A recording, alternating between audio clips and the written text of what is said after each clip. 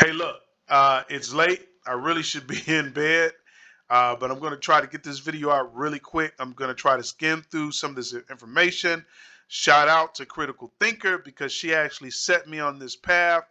Everybody knows the Rkelly case is crazy, and it just got crazier. This article reads, retired Chicago prisons officer faces FBI probe for sharing Rkelly's phone calls, emails, visitor logs with popular YouTube gospel vlogger who revealed salacious details of the star's love life while drinking huge goblets of wine, right? And it goes on, a retired prison, basically it just regurgitates stuff we already read. And it goes, in a series of widely shared videos, Tasha K sips wine and reads private exchanges Kelly had while an inmate at the Metropolitan Correctional Center. The female officer, who retired in December 2019, allegedly accessed Kelly's records more than 150 times in a 6-month period. She now faces an FBI probe, but hasn't been named or charged. Tasha K posted the videos on her account at Unwind at Tasha K, offering an exclusive look at details about Kelly not even revealed in court. Damn. Man, this is messed up. This case getting crazier and crazier and crazier. And I'm this obviously this has obviously impacted Rkelly's trial. And I was actually torn. I don't know what I'm actually going to name this video. One part of me wants to name this video Rkelly walks free because of Tasha K, or maybe Tasha K sets Rkelly free, or Tasha K set or ready to be indicted. Tasha K is ready. Deepthroat Tasha K is ready to be indicted. And when I say deep throat, I'm trying to be a little funny there. I'm not trying to, tarnish her image or anything like that. But, there is a thing known as deep throat journalism or whatever, right? But yeah, it goes on. So it says a retired U.S. prison officer is under federal investigation for allegedly leaking a treasure trove of illegal access information about disgraced musician Rkelly to a popular YouTube gospel vlogger. The online personality known as Tasha K posted a number of videos which she sips wine and shares salacious information to her thousands of followers, quoting verbatim, word for word, y'all, from Kelly's recorded phone calls, emails, and visitor logs, according to federal search warrant obtained by the Chicago Tribune. Man, this case is so fucked up now. There ain't no way they can continue with this case. They need to just go ahead and drop it now because it's over, right? And I'm gonna explain why. Hopefully, I'll remember to explain how this basically impacts his case, right? I shouldn't have to explain that, but and I'm pretty sure you guys have your own theories or own, working perspective on how this affects Rkelly's case. Go ahead and leave your comments below and tell us how you think this affects or does not affect Rkelly's case. Then it goes on, the officer named in the warrant as Officer A is accused of illegal accessing Kelly's private information while he was an inmate at Chicago Metropolitan Correctional Center and leaking it to 39-year-old Tasha K, whose real name is Tasha Kebe. She has not yet been charged with any crime, right? So, you have to pay attention how they phrase this, right? She has not yet been charged with any crime. So, a couple of things here is, well, one thing that comes to mind is whether or not Tasha actually paid for this information. If she paid for this information, we're going to get into the potential charges, right? We're not going to go through all the potential charges, but I'm just going to throw this out there. If she paid for this information, we're looking at a potential RICO statute or a RICO charge.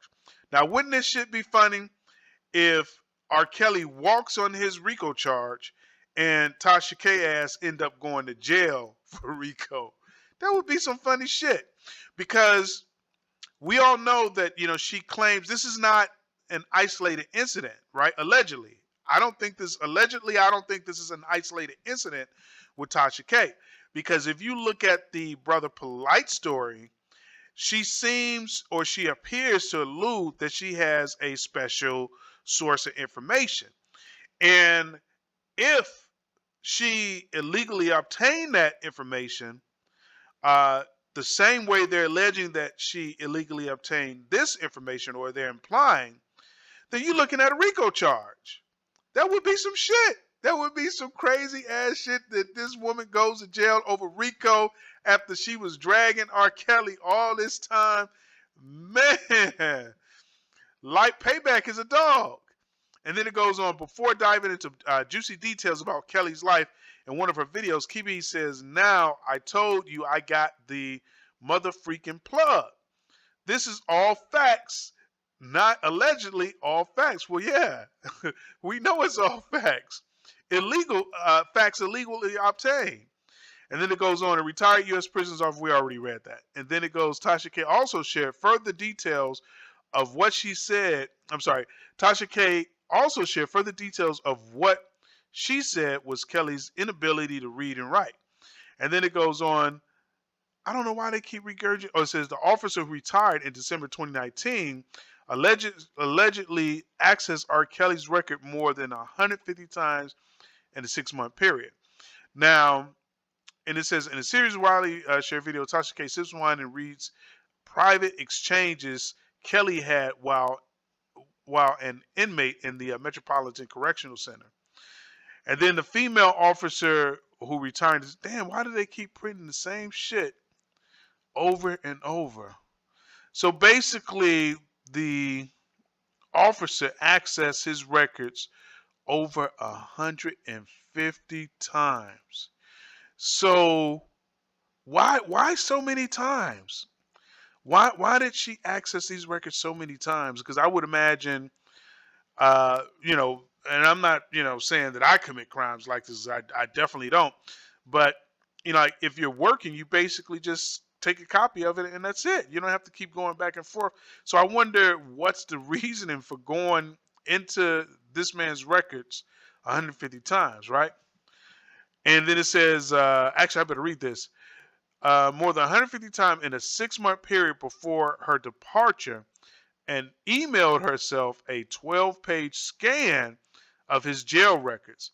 So yeah, she was lifting information. The officer worked as a disciplinary hearing officer at a federal prison in Wisconsin. So this chick is working in Wisconsin and was not even assigned to the MCC and had no official reason to be searching for Kelly's information, as stated in the 24-page warrant obtained by the Tribune. So let me get this straight. You're in Wisconsin and you're getting into the Chicago database, the Chicago criminal database, or whatever you want to call it, right? Or the Chicago computer system, information system. And you're accessing Rkelly's record, and you don't even work in that department. You have nothing to do with that department. And you're basically, going and accessing these records just because you can, right? So here's my theory. My theory right away, because they mentioned that the woman retired. I honestly believe, I'm going to allege, and this is my theory, that that lady has already flipped, right?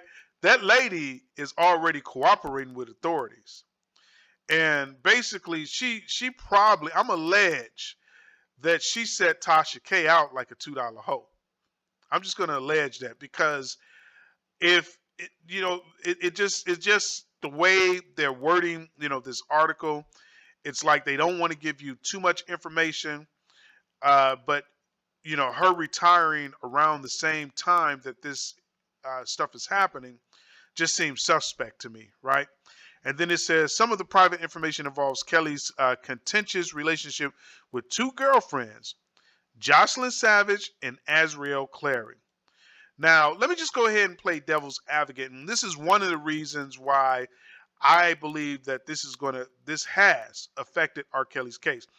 Because Who's to say Rkelly would have testified, right?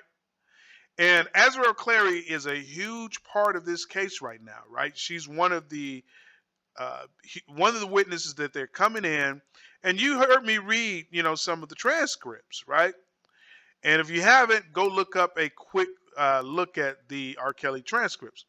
So you heard her testify over and over again of how she was 17, and she talks about how the not necessarily Rkelly, but she talks about how what's the word I'm looking for? She talks about how Rkelly's employees booked her flights, uh, from different state to state. Right now, me personally, I just see it nothing less than two people in a relationship and they're just traveling, right? But they're trying to use this as a RICO charge. They're trying to say that he was transporting her from state to state for the purpose of immoral for immoral reasons or immoral purposes.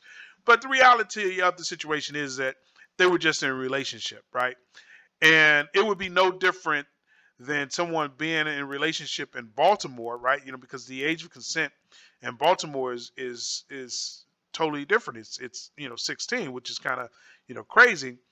But if two people were in a relationship in Baltimore and then they decide they want to go on vacation and they want to go and see New York or Florida, then bam, they could get hit with the RICO charge. So I think that's one of the things that that just doesn't make a lot of sense, right? For them to be charging Rkelly with that, just doesn't make any sense. So anyway, it says, yeah. So basically, Jocelyn Savage and Rkelly, who were living in his high-rise apartment at the Trump Tower residence in Chicago at the time, Tasha K revealed in one video that Kelly allegedly had a friend bring $1,500 in cash to the apartment to help pay for his girlfriend's bills. The vlogger, who is known for sipping from a giant glass of wine while sharing her gossip, says, yeah, there's a phone tap somewhere, and I'm going to tell you where it is, right? And basically, man, this is crazy. She basically says she has a plug.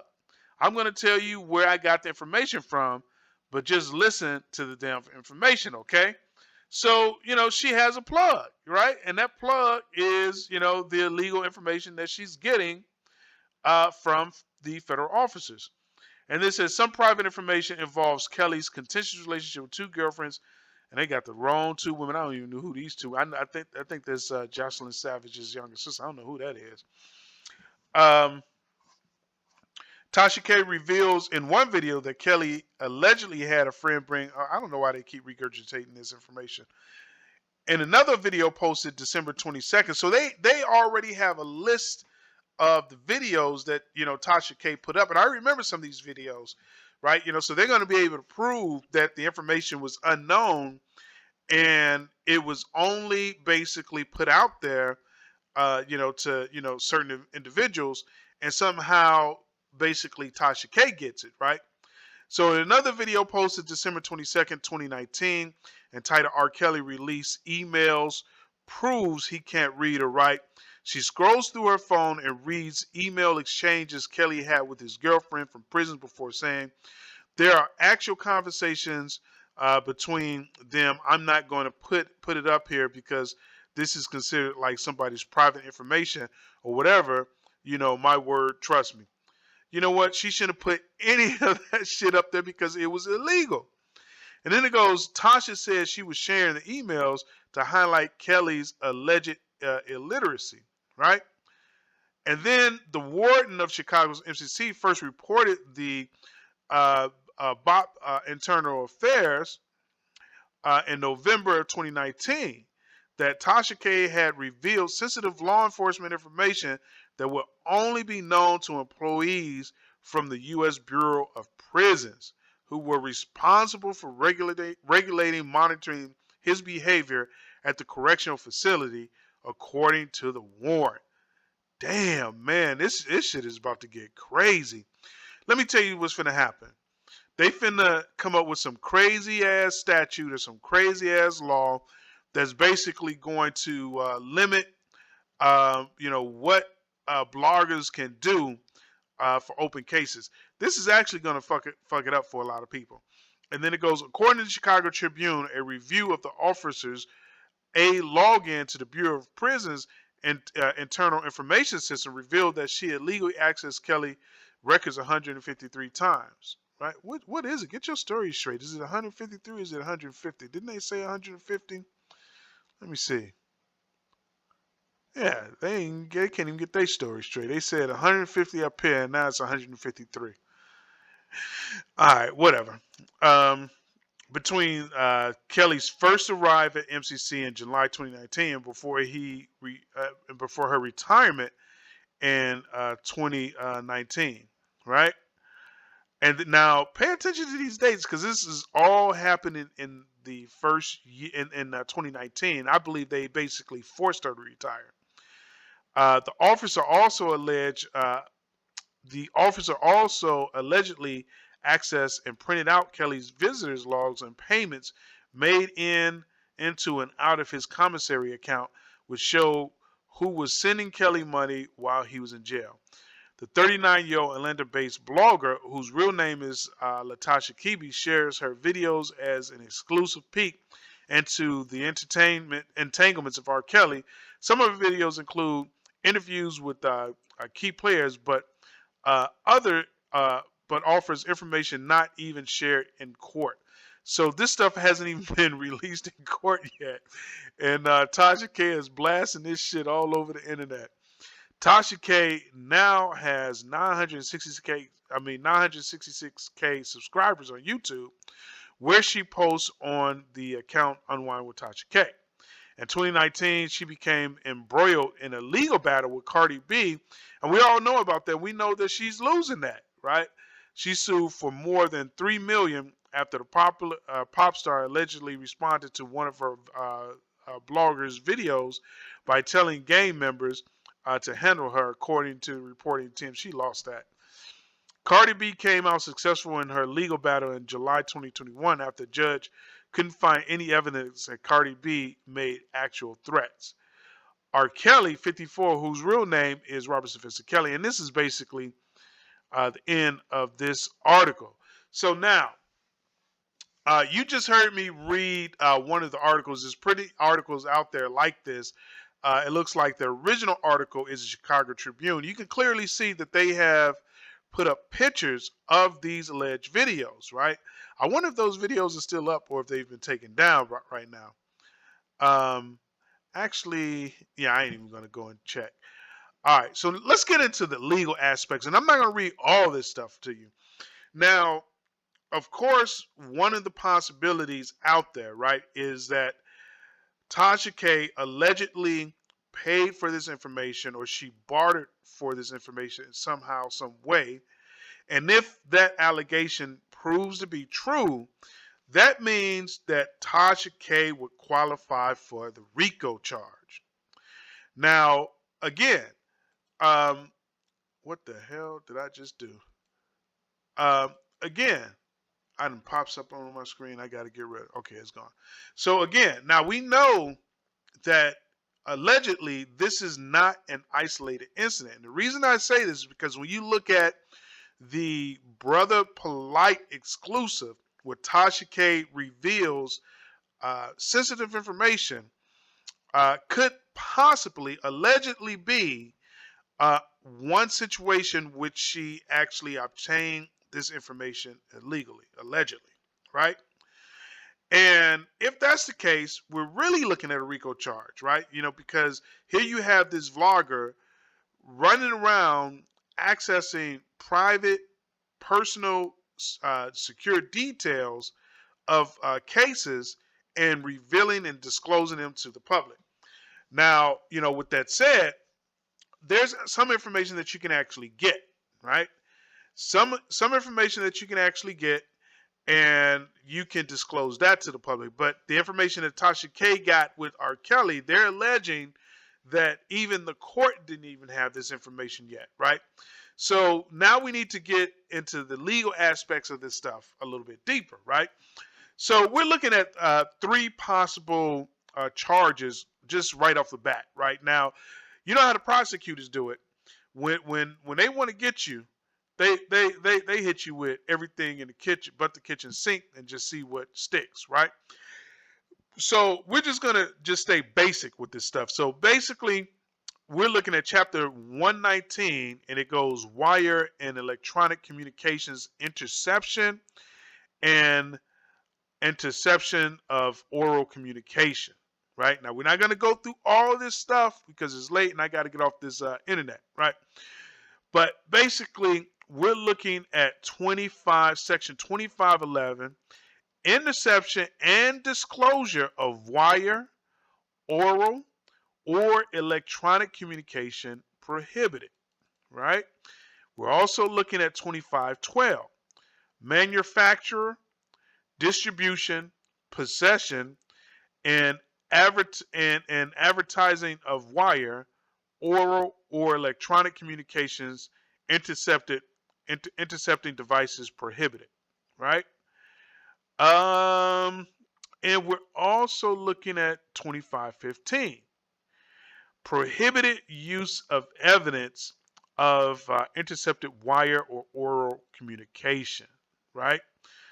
So I'm just going to go ahead and should I sum this up? I'm going to read some of it really quickly. So if we go to section 2511, and these sections are long, y'all. I don't really want to read all this stuff to y'all, but I feel like I gotta give you a little bit of taste, so I'm coming to you with the facts as I always do. I never make anything up, right?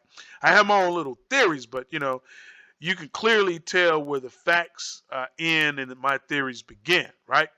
So 2511, interception and disclosure of wire, oral, electronic communication prohibited.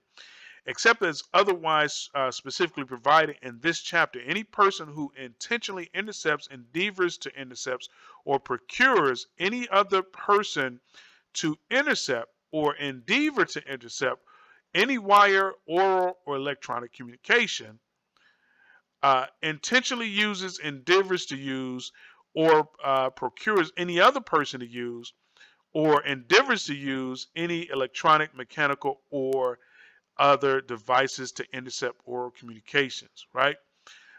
When such device is affixed to or otherwise transmits a signal through a wire, cable, or other like connection used in a wire communication, or such device transmits communication by radio or interferes with the transmission of such communication, or such person knows or has reason to know, and this is pretty important, because one of the theories is that what if Tasha K didn't know where this information is coming from? Well, you have this concept in law where they say you knew, or you should know, right? You knew or you should know. Any reasonable person would know, right? So you running around and you communicating with people who work in the facility, or you should know. Any person with common sense knows that there's certain information that you're allowed to access, and there's certain information that you're not allowed to access, right? Um, Anyone can go down to the county building and pull court records. Anybody can do that. You know what I mean? It's public information. But if your auntie works for the government and you're dating some new guy and you ask your auntie to go into the government's record to pull up information that isn't accessible to the public, you know damn well you shouldn't be doing that. So that's why they have that term in there, reason to know, right? You knew or you should have known, right? And then the other thing you need to pay attention to is the way they say or procures any person to use or endeavor to use, or basically they're saying like if you pay somebody or you encourage somebody to go and get this information, right? So then it goes on that such advice or any component thereof has been sent through mail or transport or interstate of foreign commerce, or such use of endeavor to use takes place on the premise of any business or other commercial establishment, right? Now, I'm just going to go to the other one, right? 2512, I believe. But basically, long story dull, you're basically accessing the Department of Corrections, which is called Bureau of Prison Systems. You're accessing their information system, their computer system, to pull information that you damn know you're not supposed to be pulling, and then you're taking this information. And let me just read the other one, right? So that's one count, right? 2511. There could be multiple counts of the same violation, right? But that's one possible charge, and it could be multiple instances of that charge. So let's see what 2512 is all about. So we just scroll down. 2512, manufacture, distribution, possession, and advertising of wire, oral, or electronic communications intercept devices prohibited. And it goes, exception as otherwise specified, provided in this chapter, any person who intentionally sends through mail or sends or carrying in interstate or foreign commerce any electronic, mechanical, or device. Man, this is going to be ugly if they charge anybody in this, because, you know, let me just finish reading this. Uh, Basically, sends through mail or sends or carries in interstate or foreign commerce any electronic, mechanical, or other device, knowing or having reason to know that the design of such device renders it primarily useful for the purpose of this serendipitous interception of wire, oral, electronic communication. Manufactures, assembles, possessions, or sells any electronic, mechanical, or any other device, knowing or having reason to know that the design of such device renders it primarily useful for the purpose of serendipitous. I'm pretty sure I'm butchering this word. Surreptitious. What in the hell does this mean? I'm skipping past this word like I actually know what it means. Let's see. Dictionary. We got to get a dictionary for this shit. Oh, come on. Don't you freeze up on me.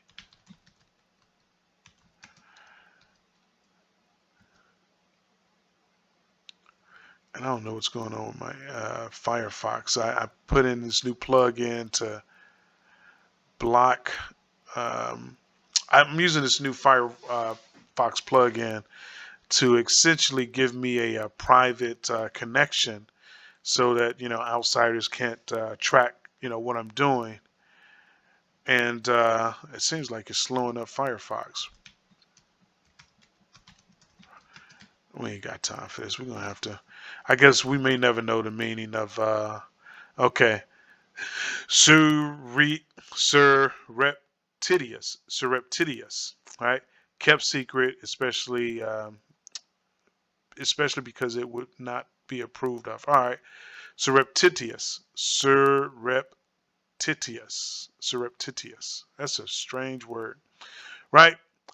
Useful for the purpose of surreptitious interception of wire, oral or electronic communication, and such device or any component thereof has been or will be sent through the mail or transported in interstate foreign commerce. Places any newspaper, magazine, handbill, or any other publication, or disseminates by electronic means any of advertisements. So, basically, let me see. One is manufacture, distribution, possession. The other one, actually, let me just go all the way to the top, because this is kind of. One is interception and disclosure, and the other is manufacturing and distribution, possession. Right? So you can't even. So this is where it gets kind of. It gets kind of tricky, right? For Tasha K. Like I said, I think that the prisoner officer was probably forced to retire. At least that's what I'm alleging, and I'm alleging that the prisoner officer basically flipped already, right? So the prison officer got a chance to retire, so they're going to keep their pension, and they sing like a bird, and they give him probably all and any details allegedly that they all the details in the alleged relationship between Tasha K and that prison officer, right? So now Tasha K could be in a situation where she's going to get hit for basically distribution of the private information and basically possessing the information.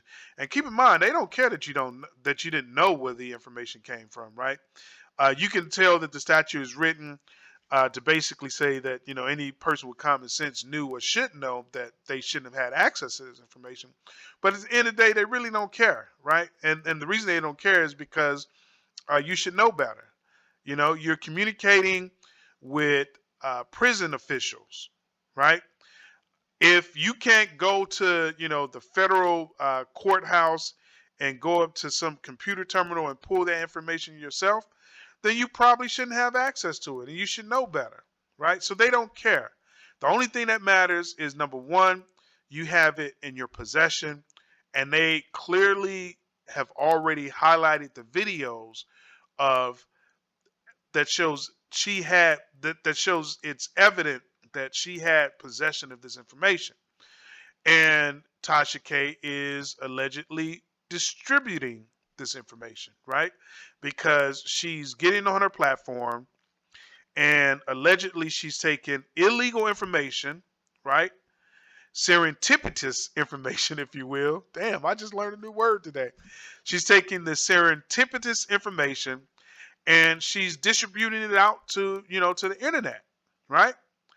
And one could almost say that she's manufacturing it, but we'll just say distributing it because she's not printing magazines, right? And so basically, oh man, this is gonna be crazy. And then they can allege that she intercepted the information, right? Because you remember the part where they said you procure a person to basically do this. They could say that she procured the prison officer to basically intercept this information. And basically, again, the prison officer discloses information, and this information, I don't know if it's actually in this article, but the prison officer actually allegedly emailed herself copies of Rkelly's files, right? So this is where the wire or electronic communication basically comes in. So here's the crazy thing about this. So right now we just have two potential charges, but you can have multiple instances of the same charge. For example, let's say that let's just take it the simple um, example of this, right? So let's look at distribution. Let's say, I can't remember how Tasha K videos are set up, but let's say Tasha K makes several different videos where she mentions the same serendipitous information, right? So each one of those videos is going to represent a count of that charge. Let's say there's multiple instances of where there was a transmitting of that information, of the serendipitous information, Rkelly's prison information, his prison records. Well, each time you send an email to somebody, that's another count. So you got the alleged flow of email, probably from the Bureau of Prisons officer to Tasha K. And each time that Bureau of Prisons officer sent email over to Tasha K, that's going to represent an additional count. So this thing could get really crazy, because the prison time. I'm going to show you what the prison. Let me just get to the prison time if I can actually find it. The prison time is actually in subsection 4. I read that earlier. I don't even know if I'm going to find it because it's so hard to navigate this stuff. So that's 2. I'm all mixed up now.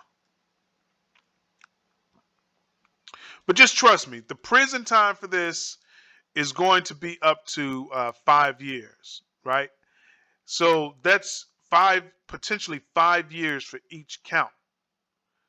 So this can get crazy. This can get really, really crazy and get out of hand real quick.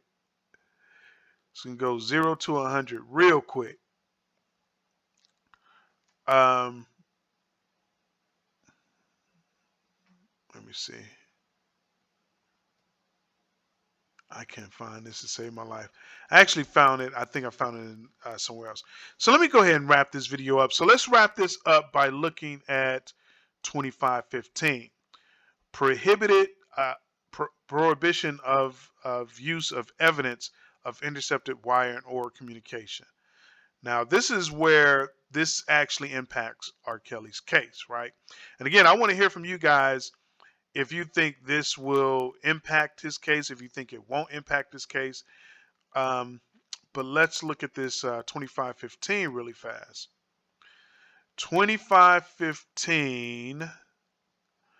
Where is this damn thing hiding? That's the thing about these statutes and code. Man, they will make your head spin running around, crawling, through the internet trying to find specific information. It can be a pain sometimes. So it says prohibited use of evidence or intercepted wire or oral communication.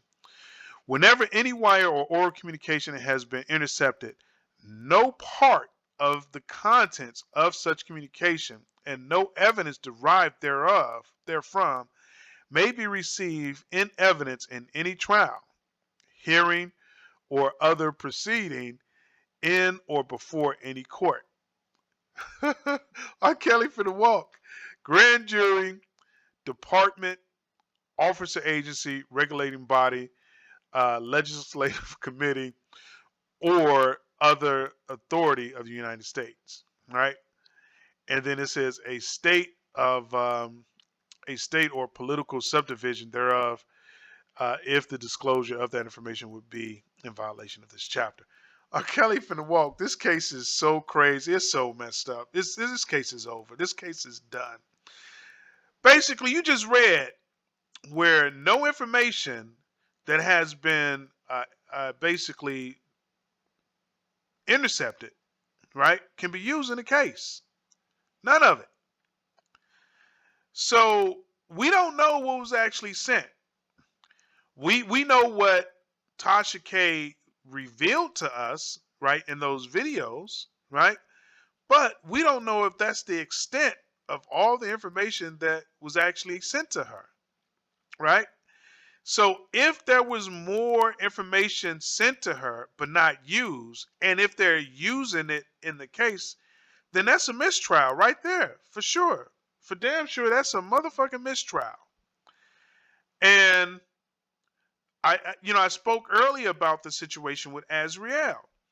What if, and I believe there could be a scenario, a likely scenario, where Azriel wouldn't have decided to testify. And basically, she's a huge part of this case, right?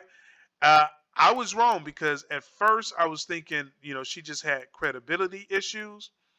But I think what the government is trying to do is they're trying to say, hey, she was 17 and Rkelly basically was going state to state with her, right? And that's where they're going to try to slip him up on the Mann Act, right? Now, obviously, a defense to that, in my opinion, is that Azriel lied. And not only did Azriel lie, but her mother was pretending to basically be Azriel as she was texting Rkelly.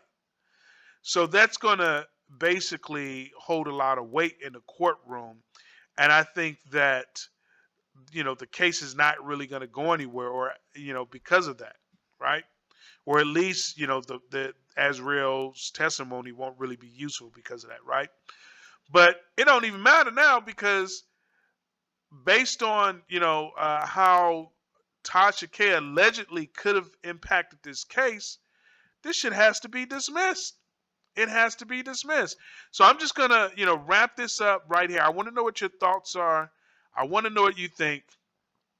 And I want to know specifically if you think that there is grounds because of, this disclosure and interception of serendipitous information, do you believe that this case should be dismissed, or do you think there should be a, what do you call it? Do you think there should be a mistrial, right? Do you think there should be a mistrial? And I vaguely remember something where Kanik was arguing in court that his attorney-client privileges, where his client's attorney-client privileges was being abused, and there was allegations that they were intercepting the communication. And I thought that there was case law that said that basically that case has to be dismissed because of due process issues, right? So, and on one angle, when you tamper with a case like this and you're intercepting phone calls, if Rkelly is talking to his lawyer over the phone and you intercept that, then that case has to be thrown out. It has to be thrown out. If they have critical communication between him and his lawyer, that case has to be thrown out, never to be brought up again. So let me know. I'm interested to see what you guys think about this and what are your theories on where this case is going to go. I personally think this case is over, and Rkelly is basically going to walk because of Deepthroat Tasha K. But that's it for this video. Please like, share, and subscribe, and thanks for watching.